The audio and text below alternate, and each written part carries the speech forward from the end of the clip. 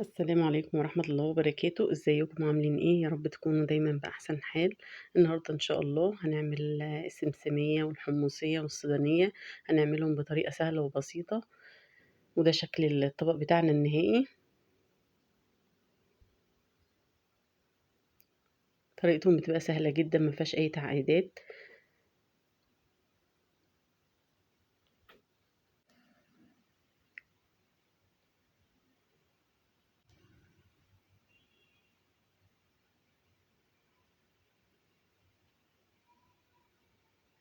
هنا اول حاجة هنعملها السمسمية. هنا ده معانا سمسم متحمص، ربع كيلو. هنا معانا كوباية الا ربع سكر عادي، وهنا ربع كوباية مية، وهنا ده عسل جلوكوز هناخد منه معلقة كبيرة.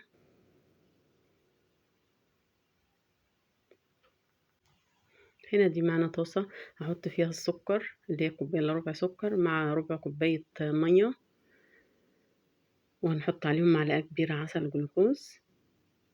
ده شكل العسل الجلوكوز اهو، بنشتري من عند مستلزمات الحلواني.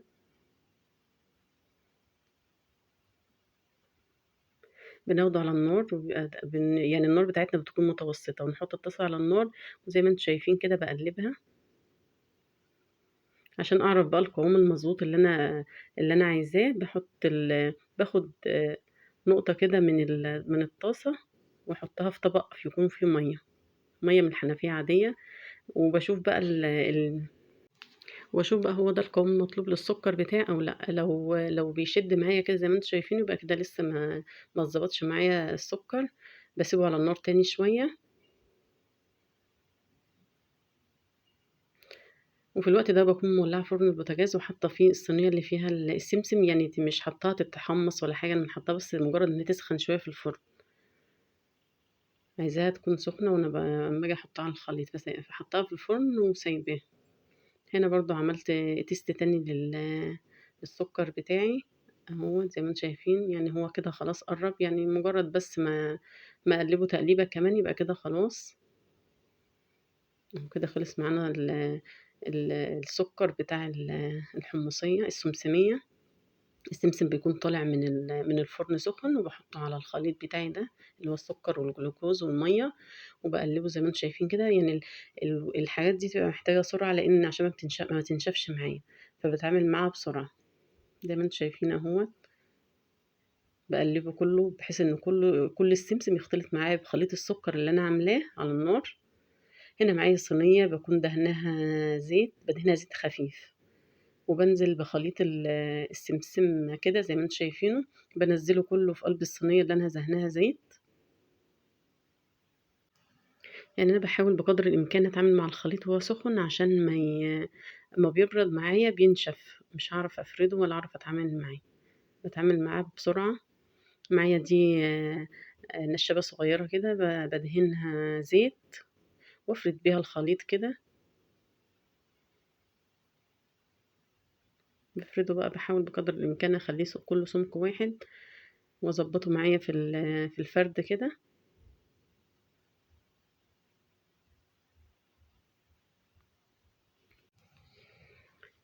هو بس ما نعملوش بايدينا عشان بيبقى سخن جدا، ما يلسعش ايدينا. زي ما انتم شايفين كده اهو. لو مفيش بقى مردانة زي دي كده، بكيس بلاستيك بندهنه زين بسيط كده، ونمسكه بايدينا كده ونفرد بيه. السكينة برضو هجيبها اديها مسحة زيت بسيطة، واقطعه وهو طري. زي ما انتم شايفين كده بيتقطع معايا بسهولة وهو طري، واسيبه بقى ينشف يعني نص ساعة، وبلاقيه زي الفل نشف بسهولة. هو بعمله السمك بتاعه حوالي سنتي، ما بيبقاش سميك قوي ولا رقيق قوي، يعني سنتي سنتي ونص كده السمك بتاعه. وبطلعه اهو من الصينية، بيطلع معايا بكل سهولة. زي ما انتم شايفين اهو، انا دهن الصينية دهنة خفيفة زيت عشان يطلع معايا ما يلزقش في قلب الصينية. يعني ممكن نحط على الرخام، ممكن نحط في صينية زي دي كده، زي ما تحبوا المتاح عندكم. بيخلص معايا بسرعة اهوت، ما خدش اي وقت ولا اي مجهود. طلع زي الفل، وطعمه جميل ومقرمش، وسكره مظبوط.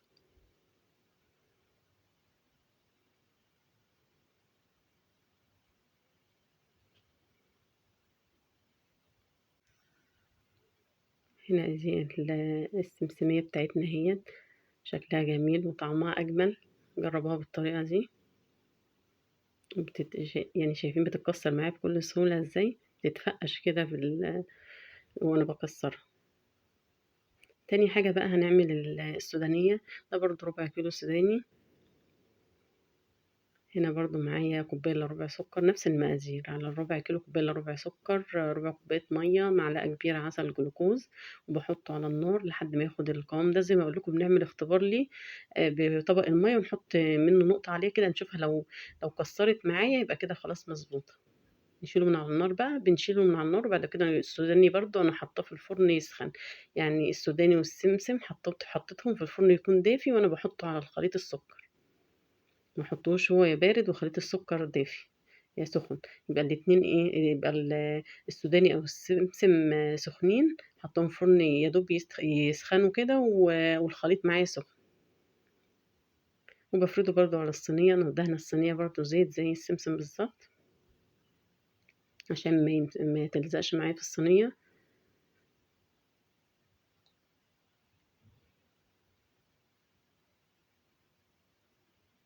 وبفردها برضو بالنشابة، مديها برضو مسحة زيت كده، بفردها بيه كده بسرعة. أو زي ما قلت لكم بقى بكيس بلاستيك كده ممكن ندهنه زيت خفيف ونفرد بيه، حسب المتاح عندنا يعني.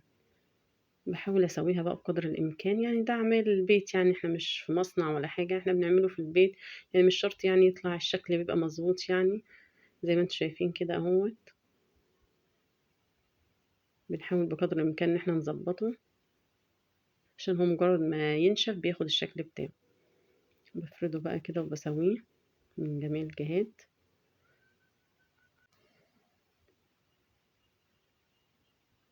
هي دي أكتر أصناف في حلاوة المولد، كل ما بيختلفش عليها، اللي هي السمسمية والحمصية والسودانية. وطبعا الملبن اللي هو العين الجمل، اللي هو الملبن الحبل.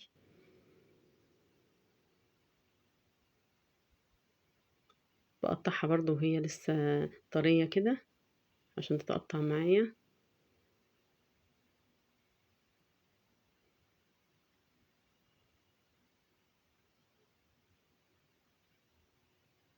وباسيبها تنشف برضه، وباقطّعها زي ما عملنا في السمسم بالضبط. ده معايا حُمُّص، دول 200 جرام حُمُّص، اللي هو كيس كده 200 جرام، باحط عليهم نُص كوباية سكر، تِلت كوباية مَيّة، معلقة كبيرة عسل جلوكوز.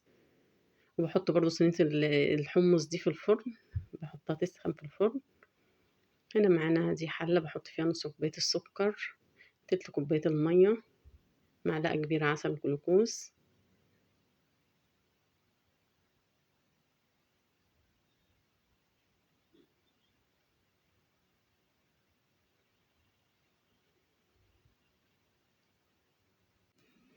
باحطهم بقى على النار.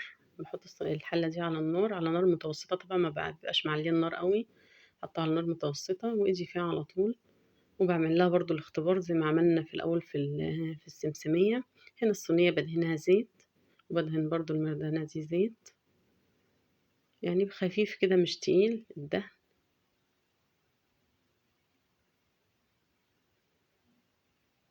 هنا السكر أهوّة باقلبه على النار. هنا تقل معايا أهوّة. وزي ما قُلت لكم حاطين طبق فيه مَيّة، بناخد نقطة كده من الخليط ده في قلب طبق المَيّة، بنشوف بقى القوام بتاعنا بقى عامل إزاي، عشان ما عندناش ترمومتر. فهنبقى ما هو الطبق المَيّة ده هو الاختبار بتاعنا بتاع السكر، هنشوفه وصل للمرحلة اللي إحنا عاوزينها والّا لأ، عشان السمسمية والحمصية وكده ما تبقاش تشد معانا في الأكل، عشان تبقى تكسّر معانا كده ما تبقاش بتشد. لازم السكر بتاعها يبقى مضبوط أهو زي ما أنتم شايفين. باختبر السكر أهو في طبق المَيّة، باشوف هو هيبقى شكله إيه معانا. أهو زي ما أنتم شايفين لسه أهوّة، أهو بيتكسّر معايا أهو. يعني دقيقة واحدة بس تقليبة، وباروح واخداه بقى زي ما أنتم شايفين كده، كده القوام بتاعه بقى كويس. باطلّع صينية الحمص من الفرن وهي سخنة والخليط معايا سخن، باقلّبهم الاتنين مع بعض كويس زي ما أنتم شايفين كده.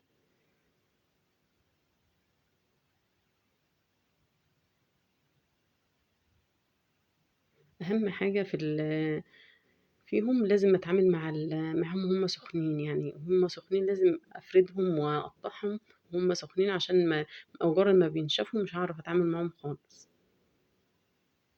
بانزّلها في الصينية المدهونة زيت زي ما أنتم شايفين كده،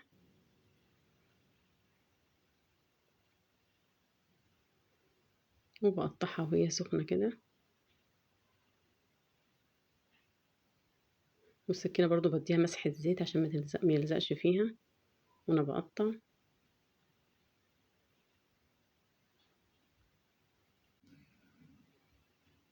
هنا قطّعتها أهي كلّها، باسيبها بقى حوالي نُص ساعة تبرد كده،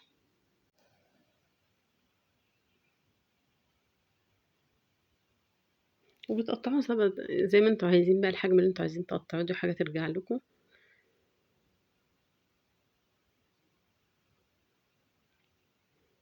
هنا أهي باشيلها برضه من الصينية بتطلع معايا أهي بكل سهولة زي ما أنتم شايفين.